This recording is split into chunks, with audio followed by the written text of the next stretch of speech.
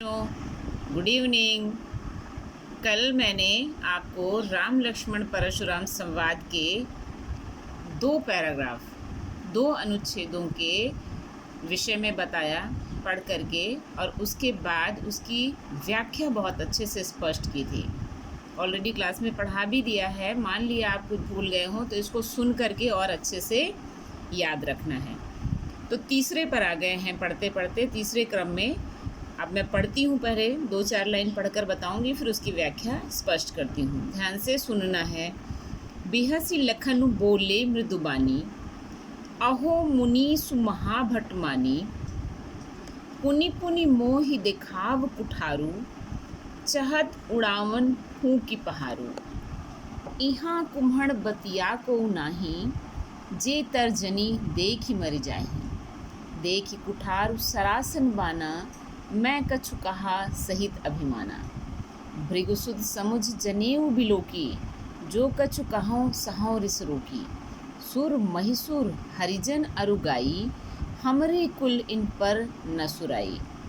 बधे पाप अपकीरति हारे, मारतहु पा परी तुम्हारे। कोटि कुलिस सम बचन तुम्हारा, व्यर्थ धरऊँ धनु बाण कुठारा।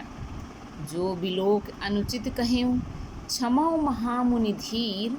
सुनि सरोष भृगुवंश मणि, बोले गिरा गंभीर।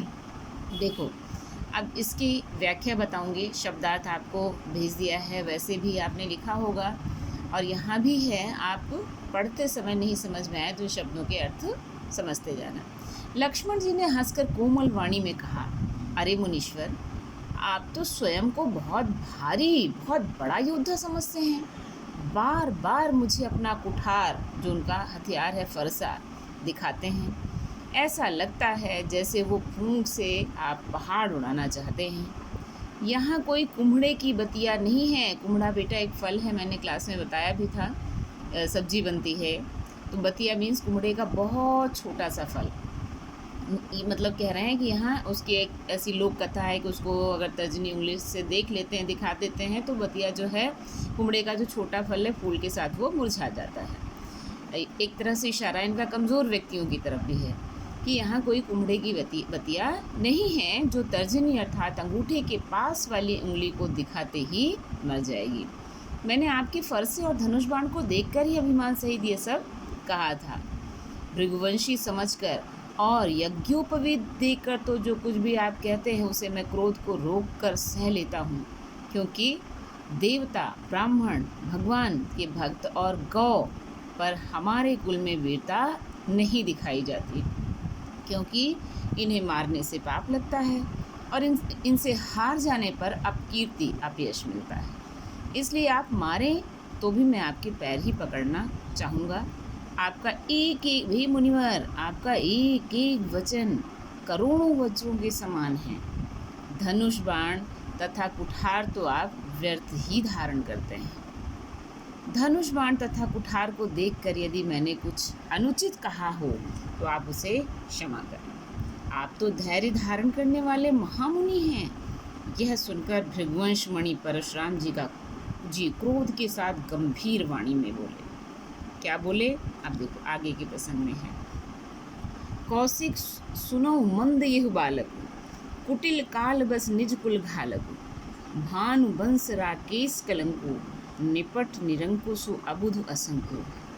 काल कवल हुई हैं छनमाही, कहो पुकारी खोर मुहि नाही। तुम हटकहु जो चहु बारा, कही प्रताप बलु रोष हमारा। लखन कहो मुर सुजस तुम्हारा, तुम्हारी अछत को बरने पारा। ये पैराग्राफ है, तुम्हारी कविता में है। अब मैं शब्दार्थ भी यहाँ लिखा है, इसकी व्याख्या स्पष्ट करती हूँ। परशुराम जी कहते हैं कि हे विश्वामित्र, तुम सुनो। यह बालक लक्ष्मण बड़ा दुर्बुद्धि तथा कुटिल स्वभाव वाला है। ये काल के बस होकर अपने कुल का घातक बन रहा है। ये सूर्य वंश रूपी पूर्ण चंद्र का कलंक है। ये बिल्कुल उद्दंड है, मूर्ख और निडर है। अभी क्षण भर में ही ये काल का ग्रास हो जाएगा, अर्थात मारा जाएगा। मैं पुकार कर कह देता हूँ कि मुझे फिर दोष मत देना। यदि तुम इससे बचाना चाहते हो तो हमारा प्रताप, हमारा बल और क्रोध बता करके इसे ये सब बोलने से मना कर दो। लक्ष्मण जी ने कहा, मुनि, आपका सुयश आपके रहते भला कौन दूसरा वर्णन कर सकता है। आपने अपने ही मुंह से अपनी करनी अनेकों बार बहुत प्रकार से वर्णन की है। इतने पर भी संतोष न हुआ हो तो कुछ और भी कह लीजिए। क्रोध रोक कर असहाय दुख मत सहिए। आप वीरता का व्रत धारण करने वाले, धैर्यवान तथा शोभ रहित हैं। गाली देते शोभा नहीं पाते। शूरवीर तो युद्ध क्षेत्र में शूरवीरता का कार्य करते हैं, वे कहकर अपना परिचय नहीं देते हैं। हे मुनिवर, शत्रु को युद्ध क्षेत्र में उपस्थित देखकर कायर ही अपने प्रताप की, अपने बल की डींगे मारा करते हैं।